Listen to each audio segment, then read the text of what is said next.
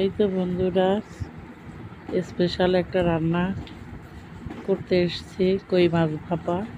এখানে অনেক পেঁয়াজ, মরিচ, আদা বাটা, রসুন বাটা, হালকা পেঁয়াজ বাটা, ধনিয়া জিরের গুঁড়া, শুকনো মরিচের গুঁড়া, হলুদ, লবণ, তেল সব কিছু দিয়ে একবারে হাতে মাখিয়ে টমেটো দিয়ে সুন্দর করে সাজিয়ে বসিয়ে দেব।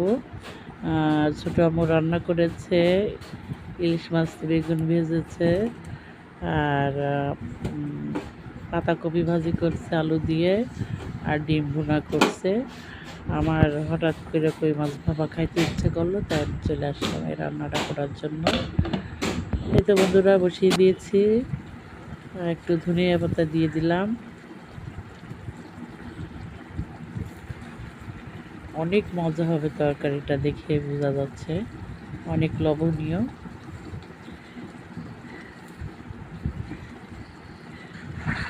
হাতে মাখা কই মাছ ভাপা বলে কথা, মজা তো লাগতেই হবে।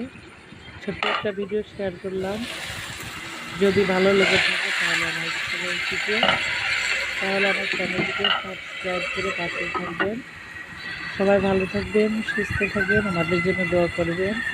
আজকে আকাশের ওয়েদারটা মোটামুটি মেঘলা মেঘলা অবস্থা।